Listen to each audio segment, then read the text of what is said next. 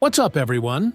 Let me tell you about something that just exploded on SportsCenter today that has the potential to completely change the defensive dynamic of the New York Knicks for the rest of this season and potentially beyond. I'm talking about the type of trade move that doesn't make the biggest headlines because it doesn't involve a superstar with name recognition, but when you really analyze the impact it could have on a contending team, you realize this could be exactly the kind of complementary piece that separates good teams from great teams. So get comfortable, because what I'm going to share from today's show isn't just another trade season speculation. It's real information based on conversations happening between organizations, and believe me, when I tell you this could be one of those under-the-radar moves that ends up being absolutely crucial for the Knicks' championship aspiration. All right, here's the situation that had the entire SportsCenter panel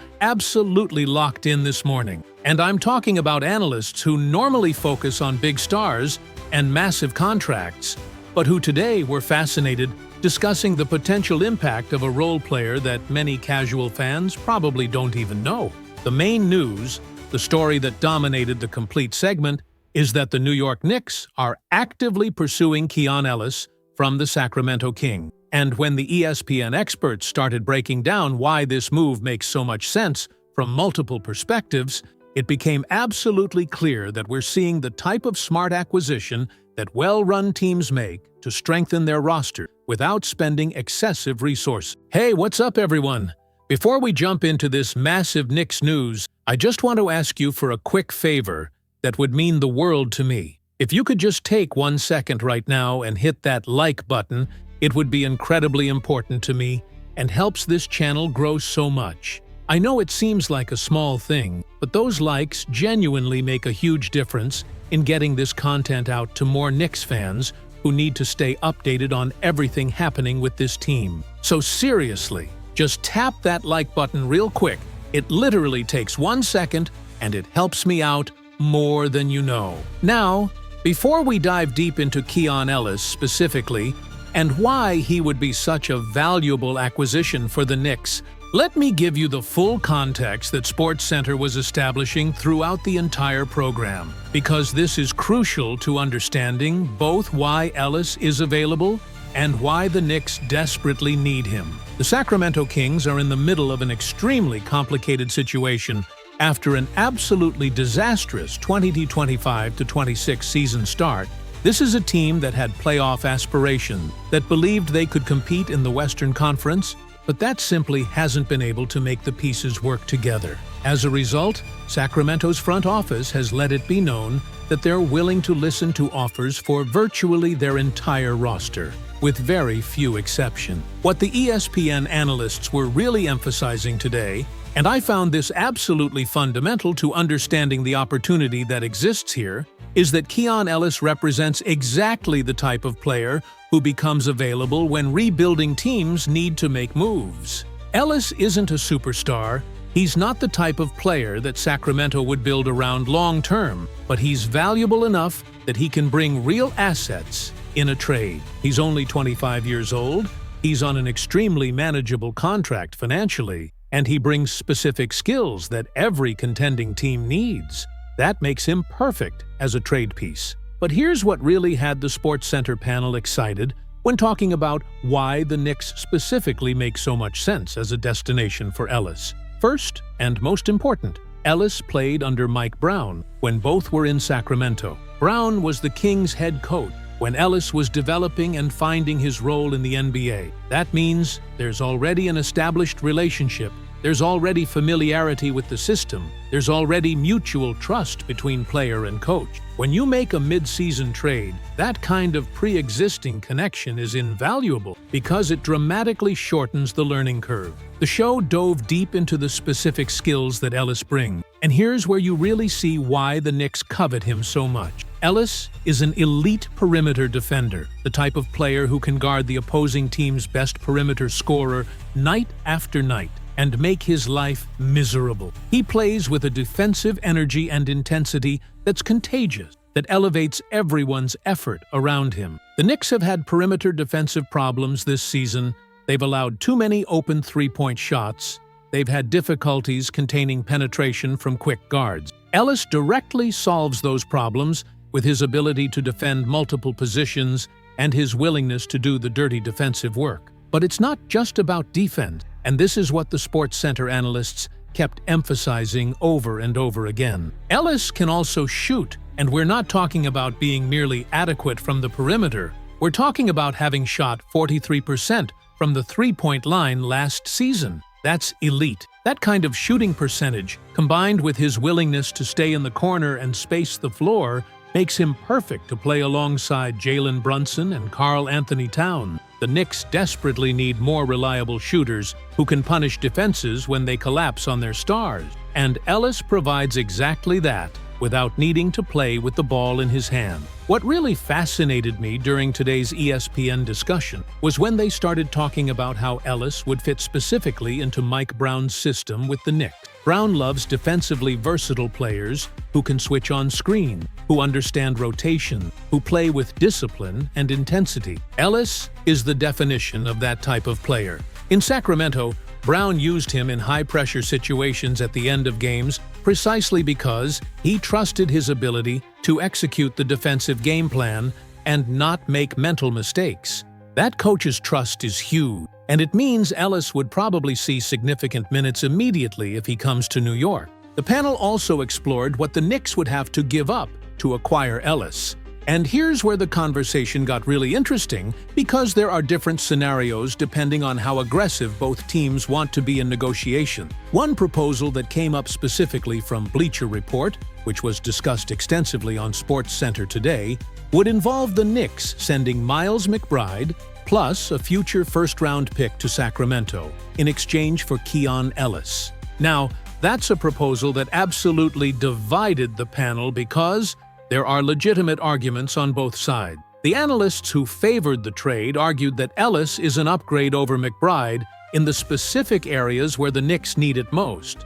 Ellis is a better defender, he's a more consistent shooter, he fits better with Brown's system because he already knows it. McBride is valuable as a bench player, but if you can upgrade that position with someone who does the same things but better, especially when your championship window is open now with this roster, you have to seriously consider making that move. The first-round pick you'd have to include would probably be protected in some way, or be in a future year when the Knicks expect to still be good, which means it would be a late first-round pick anyway. On the other hand, the analysts who were skeptical about the trade pointed out some legitimate risks that can't be ignored. First, Ellis will become an unrestricted free agent soon, which means there's no guarantee he'll stay in New York long-term, even if it works out well. You'd be giving up McBride, who's under contract for longer, and potentially a draft pick for essentially a half-year rental, unless you can convince Ellis to re-sign. Second, while Ellis has shown ability as a shooter,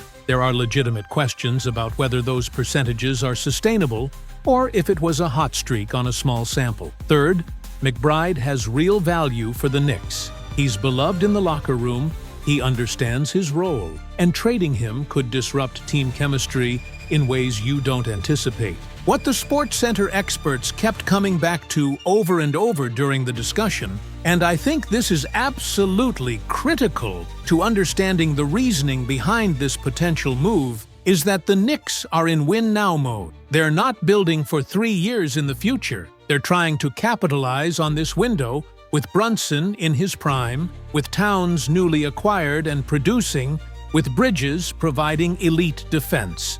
When you're in that mode, sometimes you have to make moves that involve some risk, but that address immediate need. The Knicks' perimeter defense has been a weakness. Their three-point shooting has been inconsistent off the bench. Ellis improves both areas instantly. The show also spent significant time analyzing the depth situation in Sacramento and why the Kings would be willing to move Ellis despite his production. The Kings have an overload of guards and wings on their roster, with players like Zach LaVine, Malik Monk, rookie Nick Clifford, and several others. There simply aren't enough minutes for everyone, and with Ellis entering the last year of his contract and expecting a significant salary increase in free agency, Sacramento might decide it's better to maximize his trade value now rather than risk losing him for nothing. For a rebuilding team that needs to accumulate assets, That logic makes a lot of sense. One thing that came up in the ESPN conversation that I found absolutely fascinating was the discussion about situational fit versus pure talent. Some analysts argued that Ellis is more of a situational player, someone who needs to be in the right system with the right role to be effective, rather than being a talent who can thrive anywhere. The counter-argument was that the Knicks are exactly that right situation. They have a coach who knows him. They have a system that maximizes his strengths. They have stars who would allow him to play his role without asking him to do more than he can do. When the fit is so obvious, when all the pieces align so perfectly, does it really matter if he's more situational than universally applicable? The panel also explored how Ellis's arrival would affect the Knicks' current rotation and other players' minutes. If Ellis comes and takes 20-25 minutes per night, that means fewer minutes for some of the other wings and guards on the roster. But here's the thing the analysts kept emphasizing. In the playoffs, when rotations shorten to 8 to 9 players, you want your best players on the court. You want the guys who can execute in high-pressure situations. Ellis has shown in his time with Sacramento that he can handle those moments, that his defense doesn't crumble when the stakes are highest, that his shooting stays consistent even under pressure. SportsCenter also touched on the broader financial aspect of this potential move, and this matters more than people might initially think. The Knicks are already significantly financially committed with their current roster. They're paying a lot of money to their star players, and they have limited flexibility under the salary cap. Acquiring Ellis, who's on a cheap contract now, but will expect a raise soon, creates some difficult decisions. Can you afford to pay him what he'll ask for in free agency? Are you willing to commit long-term money to keep him? Or are you essentially renting him for this playoff season, hoping he helps win a championship? These are complicated questions without easy answers. What really resonated with me during today's SportsCenter segment was when they started talking about the importance of underrated role players on championship teams. Every team that wins a title has its stars, obviously, but they also have those 3-and-D players who do the dirty work, who defend multiple positions, who hit the open shot in the corner when it's passed to them. Ellis is exactly that type of player, the kind who doesn't make headlines, but who's on the court in the most important moment, because the coach trusts him implicitly. The Knicks need more of that type of player if they're going to make a deep playoff run. The show also discussed what other alternatives the Knicks might have if the trade for Ellis doesn't materialize, and honestly, the list isn't very inspiring. There are other defensive wings potentially available in the trade market, but none have the combination of youth, shooting ability, familiarity with the coach, and reasonable cost that Ellis provides. They could look at the buyout market later in the season, but those players are generally declining veterans rather than 25-year-olds in their prime. They could try to develop someone already on their roster, but when you're trying to win now, you can't afford to wait for a light bulb to go on. One thing the ESPN analysts kept emphasizing, and I think this is absolutely vital, is the importance of timing in all of this. We're approaching the trade deadline, which means if the Knicks want to make this move, they need to act relatively soon. The longer you wait, the more likely another team comes in and makes a competitive offer for Ellis. There are already reports that other contenders are interested, which could drive up the price. The Knicks need to be decisive. They need to make their best offer and secure the deal before it slips away. Listen, after watching all of today's SportsCenter analysis about Keon Ellis potentially joining the Knicks, I'm convinced this is exactly the type of smart, calculated move that well-run teams make to improve their championship odds. Ellis isn't a star. He's not going to sell jerseys or generate massive headlines, but he brings specific skills that the Knicks desperately need. His elite perimeter defense, his consistent three-point shooting, his familiarity with Mike Brown, everything aligns perfectly. Yes, there are risks with his free agency situation and with giving up McBride, but when you have a championship window open like the Knicks do now, you have to be willing to take calculated risks to improve your roster. This move could be exactly the missing puzzle piece to take the Knicks to the next level.